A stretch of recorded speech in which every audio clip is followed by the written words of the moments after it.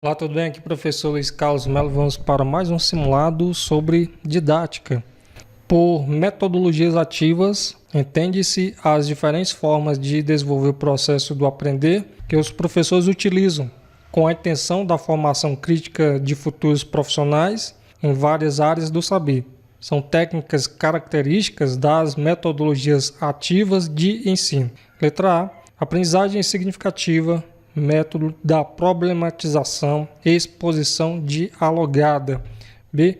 Grupos operativos, aprendizagem centrada nos processos grupais, aprendizagem significativa. C. Aprendizagem baseada em problema, método da problematização, exposição dialogada. D. Estudo de caso, método da problematização, aprendizagem baseada em problema. Bom, temos aí como opção a ser marcada, ou seja, são técnicas características de quem? Característica das metodologias ativas, é o que fala aí o enunciado. Estudo de caso, método de problematização também tá certo? E aprendizagem baseada em problema. Então, estes são exemplos aí de técnicas que estão dentro da metodologias ativas. É lógico que tem outros, mas os demais itens aí estão incompletos. Temos os jogos, temos várias outras técnicas que são consideradas metodologias ativas.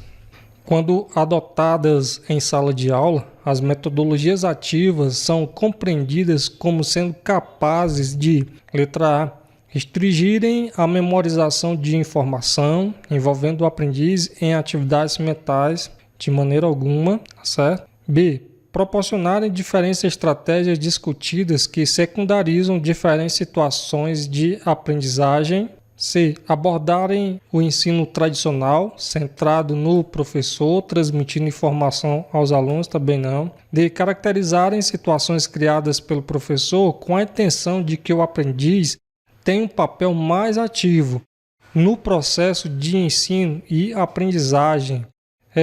Criarem situações de aprendizagem em que os alunos façam coisas colocando conhecimentos em ação a serviço do mercado. Percebe-se que se você estudou um pouquinho sobre metodologias ativas, vai perceber que a opção correta aí, é a letra D, como bem colocado no enunciado. As metodologias ativas são abordagens pedagógicas que visam promover ou que visam envolver, melhor dizendo, os alunos de forma mais ativa e participativa em seu próprio processo de aprendizagem. Então, quando adotadas em sala de aula, as metodologias ativas elas são compreendidas justamente como coloca aqui na letra D. Caracterizarem situações criadas pelo professor com a intenção de que o aprendiz tenha um papel mais ativo no seu processo de ensino e aprendizagem. Então, ao criar situações desafiadoras e interativas, o professor ele busca promover a construção do conhecimento de maneira mais significativa. E isso ocorre por meio do engajamento dos alunos em atividades práticas, discussões, resolução de problemas e colaboração entre pares.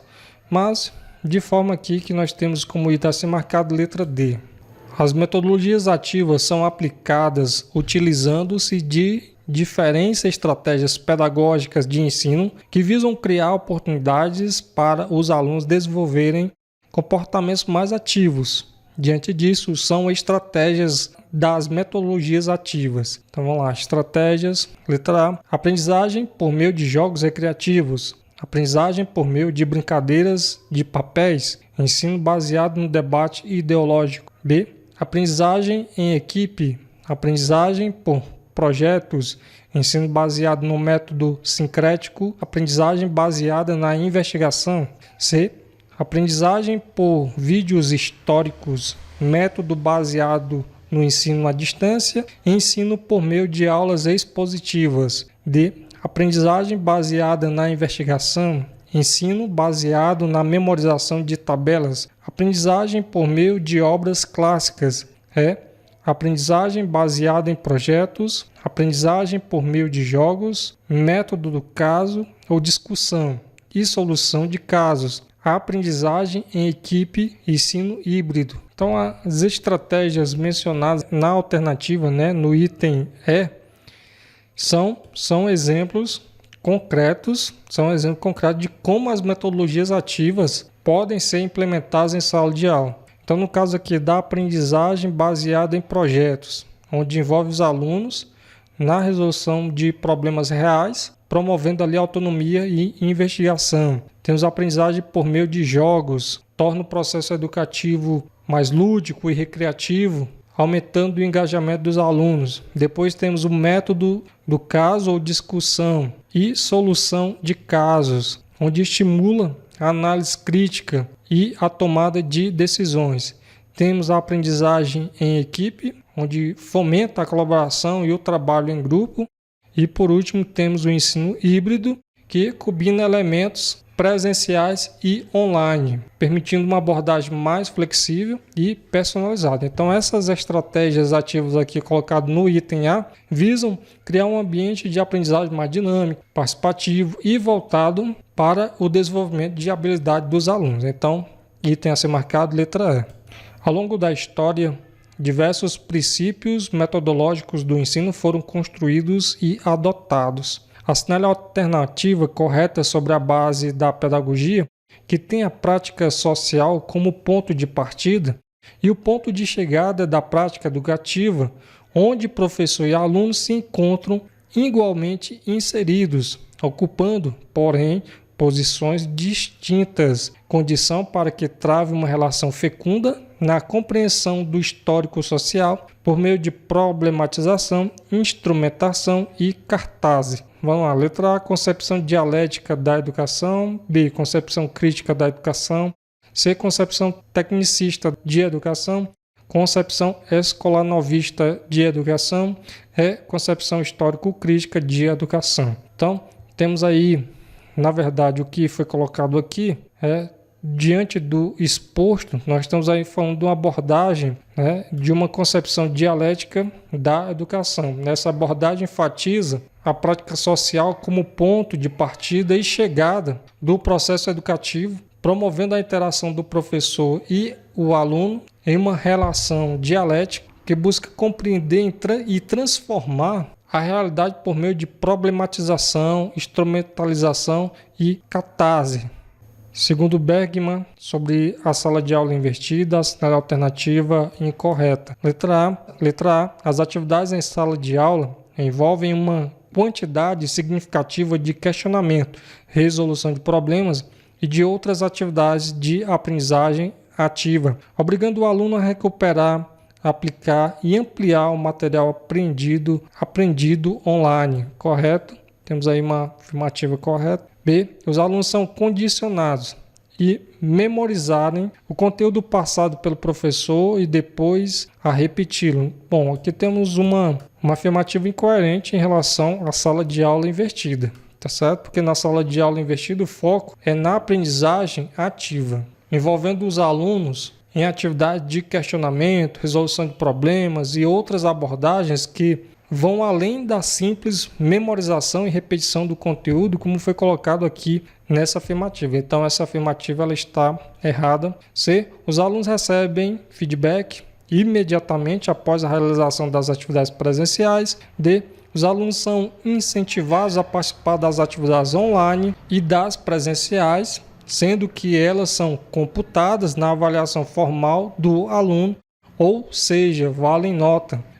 Tanto o material a ser utilizado online, quanto os ambientes de aprendizagem em sala de aula são altamente estruturados e bem planejados. Bom, todos os itens aí estão coerentes com a sala de aula invertida, com exceção da letra B, que nós já falamos aí sobre essa afirmativa. Então, segundo Bergman, a combinação de aprendizagem por meio ou por desafios, problemas reais, jogos com a aula invertida é muito importante para que os alunos aprendam fazendo, aprendam juntos e aprendam também no seu próprio ritmo. Há muitas formas de inverter esse processo. Pode-se começar por, exceto, vamos lá, projetos, B, pesquisa, C, leituras prévias, D. Repetição do conteúdo pelos alunos, E. Produções dos alunos. Bom, no caso aqui, uma questão bem fácil, e você vai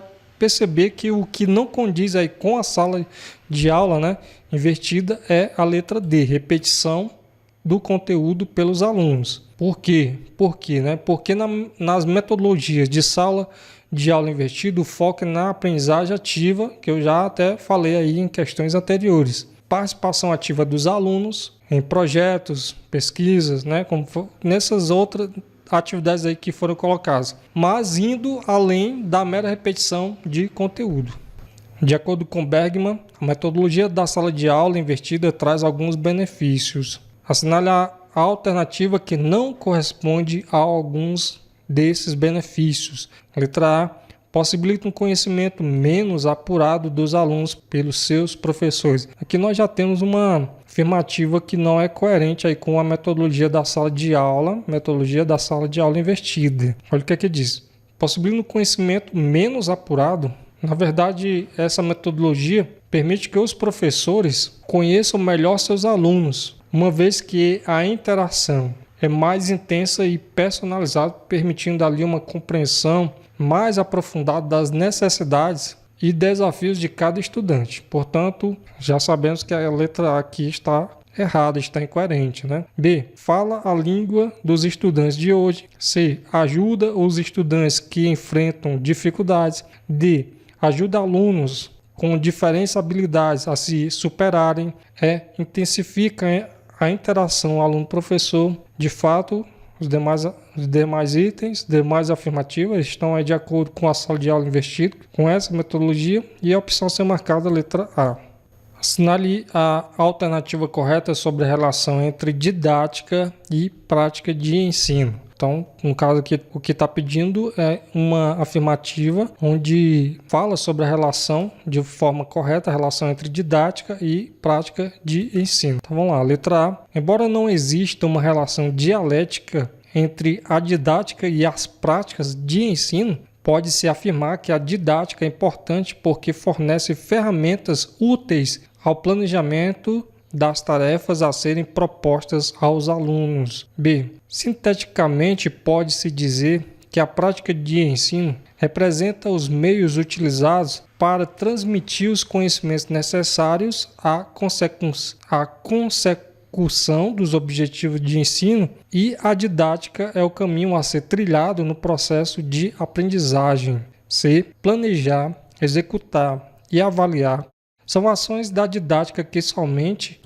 ecoam na prática pedagógica quando proporcionam aos atos de ensinar e aprender estratégias que permitam ao aluno a construção do conhecimento. D. Para que a interação entre a didática e as práticas de ensino sejam eficientes, é necessária a perfeita relação aluno-professor, ou seja, que o professor esteja apto a transmitir corretamente os conhecimentos previamente escolhidos e o aluno esteja preparado somente para reproduzir tais conhecimentos. Muito bem, então, no caso, entre essas afirmativas, podemos perceber que a letra C destaca a importância da relação entre a didática, porque é isso que estava sendo pedido aqui, relação entre didática e prática de ensino. Então a letra C destaca essa relação, enfatizando que o planejamento, quando coloca planejamento, e as ações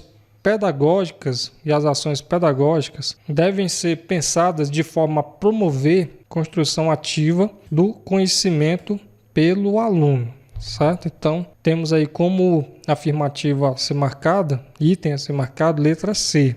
Podemos afirmar sobre didática. Letra A. Foi instituída no século XIX como ciência reguladora do ensino. B. Não podemos correr o risco de defini-la como arte de ensinar. C. Nos dias atuais, a definição de didática ganhou contornos mais amplos e deve ser compreendida enquanto sinônimo de disciplina. D.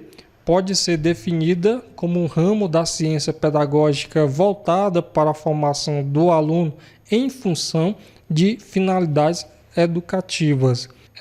Tem como objeto de estudo os processos de ensino e aprendizagem em dicotomia com as relações que se estabelecem entre o ato de ensinar, professor, e o ato de aprender, aluno. Bom, no caso a questão que mais está coerente aí com a didática é a letra D. Pode ser definida como um ramo da ciência pedagógica voltada para a formação do aluno em função de quê? De finalidades educativas, ou seja, e tem assim marcado letra D. Em construção do conhecimento em sala de aula, Celso Vasconcelos afirma que a metodologia de trabalho em sala de aula é uma síntese, um reflexo de toda uma concepção de educação e de um conjunto de objetivos. Para o autor, uma metodologia dialética de construção do conhecimento poderia ser expressa através de 3 grandes dimensões, eixos ou preocupações do educador no decorrer do trabalho pedagógico, como superação tanto da metodologia tradicional quanto da escolar novista. O autor cita mobilização para o conhecimento, construção do conhecimento e, vamos lá, letra A, elaboração e expressão da síntese do conhecimento. B, produção científica do conhecimento. C, socialização e comunicação do conhecimento adquirido. D, atingimento do conhecimento almejado. E, aprimoramento do conhecimento mobilizado. Bom, então a proposta de Celso Vasconcelos para a construção do conhecimento em sala de aula, ele destaca essas dimensões, que é o que? A mobilização para o conhecimento, a construção do conhecimento e também os demais itens que estão na letra A, que é a elaboração e expressão da síntese do conhecimento. Essa abordagem visa superar métodos, como bem colocado no próprio enunciado, visa superar métodos tradicionais e escolanovistas, como foi colocado aqui no próprio enunciado aqui.